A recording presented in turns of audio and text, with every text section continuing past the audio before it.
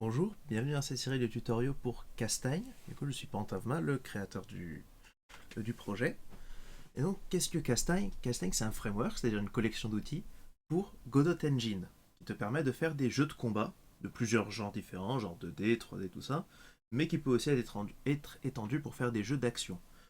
Il est sous licence libre et open source, ça veut dire que tu peux l'avoir gratuitement, et après, il t'appartient à toi aussi sous la licence MPL. Donc, pour simplifier, mais il faut que tu regardes en détail, mais pour simplifier, tu as juste besoin de dire que tu as fait ton jeu avec Castagne, et si tu fais des modifications, tu dois les repartager avec la communauté. Donc, Castagne, qu'est-ce qu'il y a comme avantage par rapport aux autres? Alors, il est concentré sur deux points principaux. Le premier, c'est l'efficacité. C'est un moteur qui est fait pour vraiment te permettre de fonctionner rapidement. Donc ça, c'est grâce à Casp, du coup, que le Castagne Script, qui est le langage de Castagne, petit langage de programmation assez facile à apprendre, que tu peux éditer depuis en effet l'éditeur qui a euh, qui présente beaucoup d'outils différents que tu peux même faire avancer. Et il a d'autres points qui seront très utiles, comme par exemple les squelettes, qui te permet en fait de créer ton personnage à partir de plusieurs morceaux.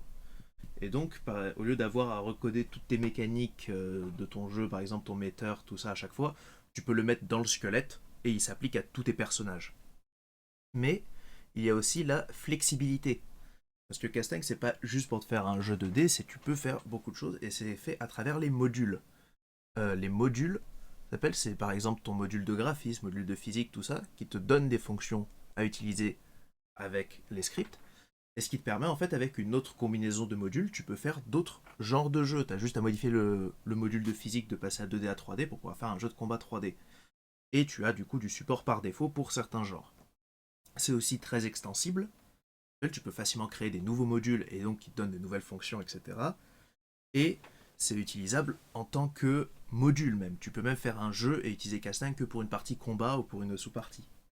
Et tout ça, du coup, grâce à quelques autres points un peu plus techniques, comme ça fait que tout ton code écrit en CASP est compatible en ligne directe. Donc, et donc là-dedans, quelle est la cible d'utilisateur? En l'occurrence, c'est surtout, Castagne c'est fait premièrement pour les experts. Donc l'idée, j'avais fait pour moi à la base, donc pour que je puisse être efficace sur les jeux que je voulais créer. Donc un expert, il a accès à toute la flexibilité et l'efficacité du moteur, comme ça. Et c'est fait, et beaucoup des choix sont faits pour permettre aux gens qui savent vraiment bien utiliser le moteur, comment avancer au plus vite, de la façon la plus efficace. Il y a aussi un focus sur la collaboration dans les outils pour pouvoir travailler avec plusieurs personnes quand ton projet il devient plus gros. Donc tu as des séparations qui sont faites, qui sont assez naturelles.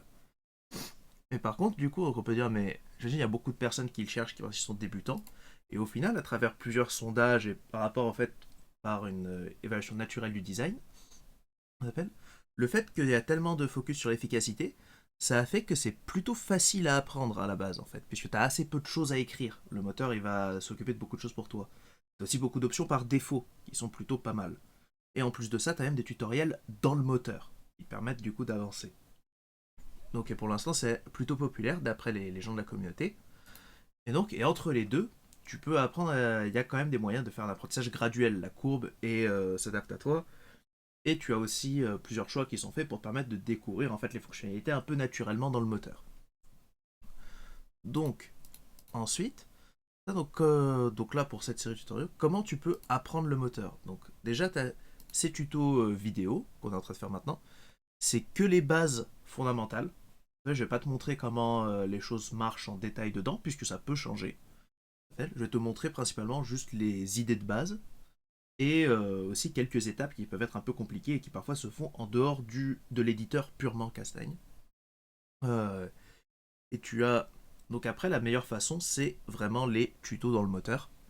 Donc ceux-là ils sont à jour, théorie, et ils vont en général un peu plus loin. Ils peuvent te présenter des fonctionnalités plus spécifiques. Comme ça tu peux vraiment apprendre ce qui t'intéresse tout en restant du coup tout en ayant quelque chose qui se mette à jour avec le moteur, à l'inverse de ces vidéos où si jamais il y a quelque chose qui fonctionne pas trop, tu peux le dire en commentaire, comme ça on peut voir s'il y a eu des changements un peu gros. Et après, quand tu veux vraiment aller plus loin, tu as la documentation que tu as accès dans le moteur, mais aussi sur le web, sur le site, donc il y aura le lien dans la description. Et après, évidemment, comme ça, si tu veux poser des questions ou parler avec d'autres utilisateurs qui ont d'autres choses, tu peux aller sur le Discord, qui va aussi être dans la description. Donc pour le reste je vais te laisser avec le reste de ces tutos qui vont plus loin, comme ça. Donc c'est principalement montrer des étapes assez basiques, comme par exemple comment importer des modèles dans le moteur. Et, n'oublie pas de dire dans la description s'il y a des choses qui ne sont pas à jour. N'hésite pas à venir sur le Discord pour papoter. Et bon courage pour la suite. Ciao.